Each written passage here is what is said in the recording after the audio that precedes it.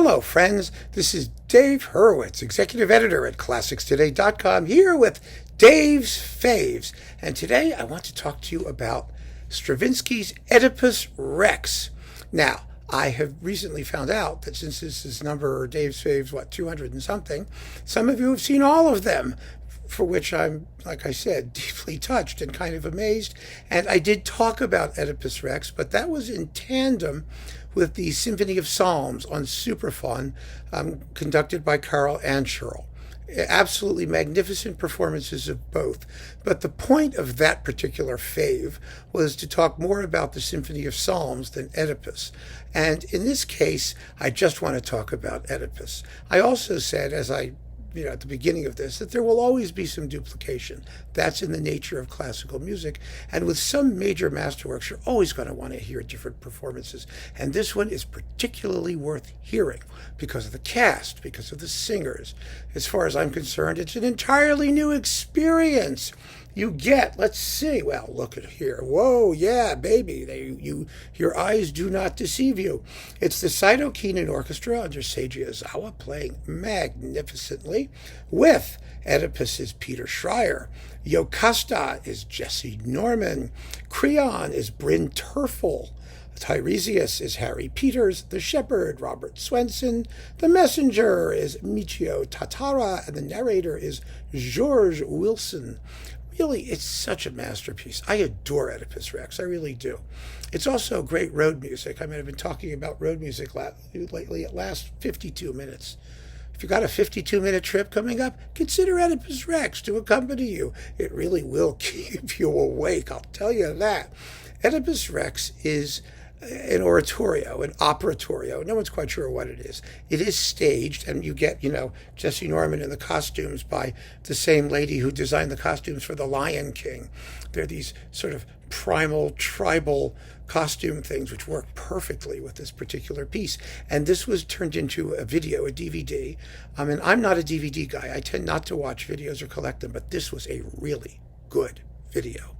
In that particular case, the narration was in Japanese with subtitles. It works just as well, and no matter what language you do it, because the oratorio itself is in Latin. And, you're not supposed to understand it. That's the joy of it. You don't have to understand the words at all. You listen to what the narrator tells you is going to happen, and then you just listen to the music and know that that's what's happening. And it's one of the most amazing works of genius in the entire 20th century repertoire for just that reason, because you know what they're saying, but you know what they're saying is going to be expressing, but you don't have to understand the details word by word. And what a great idea, because, in most operas or operatic singing, you don't understand the words anyway, word by word, no matter what language it's in. But here, that's part of the point. The point is the distancing effect, the idea of an ancient ritual being enacted, and you knowing what the story is, and you know what happens. We all know the story of Oedipus, of course. And so because of that, we can imagine. It's up to us to put, the actual details, in our minds as we hear the music play. And my goodness, it's wonderful. Oh, my goodness. And the singing here is wonderful. Sure, Oedipus is kind of a whiny character, and Peter Schreier has kind of a whiny voice in a good way. He's a Bach singer. He's an oratorio singer. And so he's perfect for Oedipus. And Bryn Terfel, of course, is marvelous. He has a wonderful baritone sound, and he's a very sensitive artist. And Jesse Norman, well, the late Jesse Norman, this was one of her great roles. It really was, because it requires her to do what she does best, which is be statuesque and stand and deliver. And boy, is she statuesque, and boy, does she stand and deliver. Her big aria at the beginning of the second part about how the oracles lie, and why are you arguing in a stricken city, and what are you doing, you stupid guys? And then, of course, she realizes, what's happened, that she's married her own son and, kills herself and all that stuff. But her big number is so much fun. The oracles, when it gets hopping, oracula, oracula, oracula, lady mentor, oracula, oracula, oracula. Oh, in Latin, it's in Latin, oracula, oracula. I mean, it's fabulous.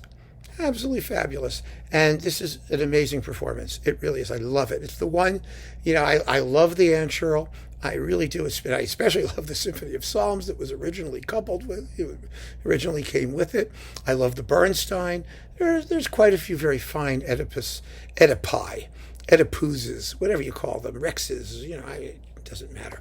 But this is the one that when I want to hear Oedipus Rex and I'm just in an Oedipus Rexatious mood, I say, okay, let's do this one with Ozawa, Saito Kinen on Philips, now Decca with Jesse Norman, Peter Schreier, Bryn Terfel. It doesn't get any better. And that is the word of truth. So keep on listening, my friends. Thanks for joining me. Take care.